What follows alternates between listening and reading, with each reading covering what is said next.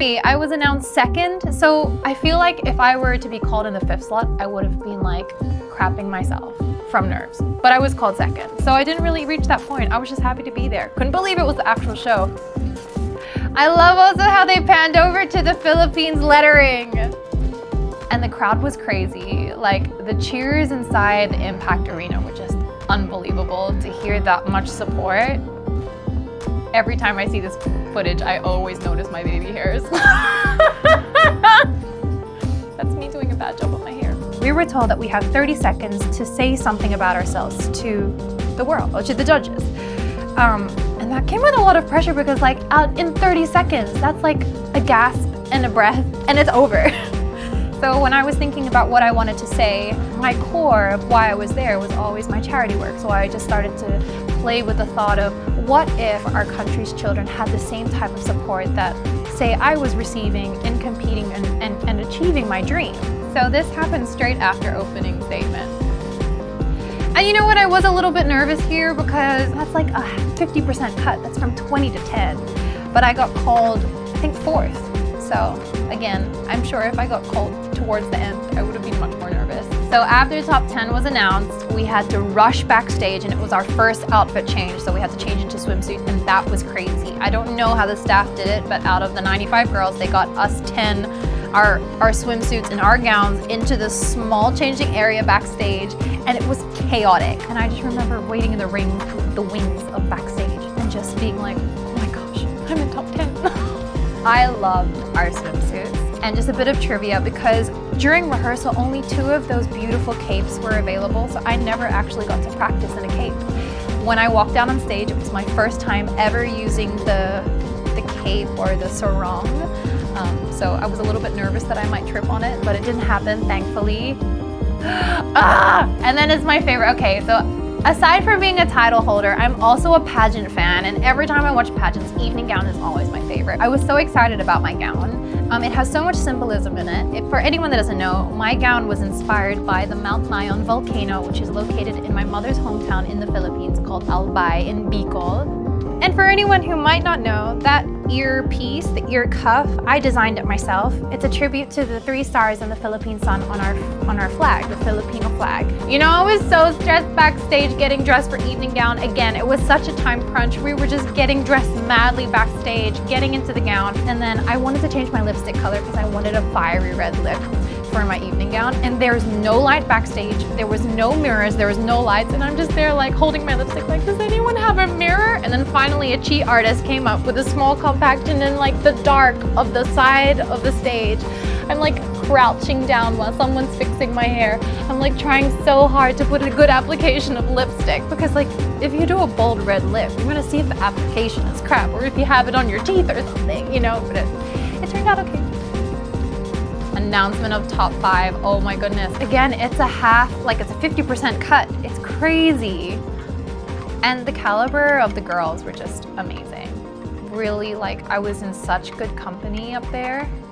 If there was any moment in my whole journey that I felt like, oh my goodness, this is destiny, this was one of them. Because out of all the top 5, everyone was in a neutral silver or gold bedazzled dress, and I'm the only one in color, and I'm announced in the middle.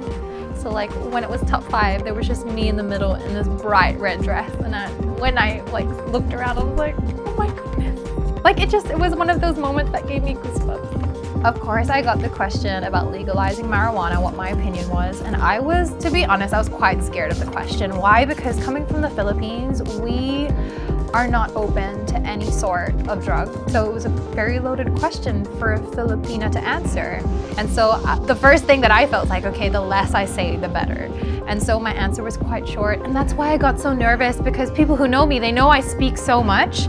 And I had only said 2 sentences. And so when I had walked back after my top 5 Q&A, I was like, did I even say enough? Imagine this is the time I'm nervous. Like this is the first time during the whole night that I'm literally doubting if I'm gonna progress. And I got called first for the top 3. And so I'm incredulous. It's just insane. Top 3 of this universe. It's ridiculous. Honestly, I was the first one to be called up to answer with Steve. And so any thinking of like, how should I approach this? How should I deliver? Like it went out the window. So when I was asked the question, was about a life lesson. So I thought instantly, like, what has changed my life? And it's really charity work that changed my life. And so when I started speaking, I don't think I even breathed. I just like kept talking and talking and talking. And so when I got to the end of my answer, I was like, thank you. Like, I like ran out of breath already. And then it was my favorite part of the night, which is I'm gonna be able to walk with Neo. Okay, the reason that I fangirl so much over Neo is when I was around 14, 15 years old, I had a huge R&B music phase. So artists like Usher and Rihanna, and of course Neo, I was super, super in love with his music. It was practically the soundtrack of my 15-year-old self. And then of course I'm the first one out. And so if you look at my reaction and he puts out his arm and I was like, that's me not being able to control my fangirling. And then I toned it down eventually when I let go of him, and then I ramped, but before that I was fangirling like crazy.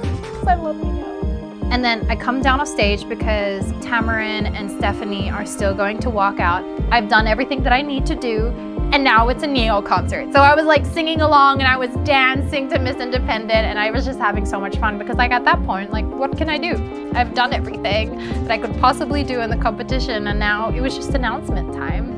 And then guys, you know, I don't want to sound cocky in saying this, and it's not because I'm cocky at all, but like I just, when top 3, I wasn't nervous yet, just because I kept telling myself like, I am so grateful to be in the top 3.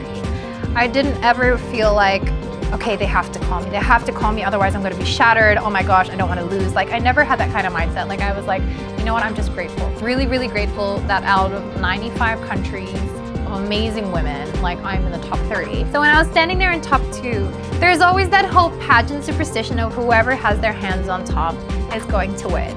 But it just so happened that me and Tamarin were already holding hands as we were standing next to each other. So then we went up to face each other. I was on top on one side and on the side of another, or practically. So we're practically half if you see our hands. And yeah, I don't know. It was crazy. The cameraman was circling us, the lights went dim. It's that music that just like makes you feel all the feels. And I don't know, I was just really grateful to be there. If you see my face, like I'm not even nervous. I'm kind of just like, you know what I mean? It was weird. I can't even take myself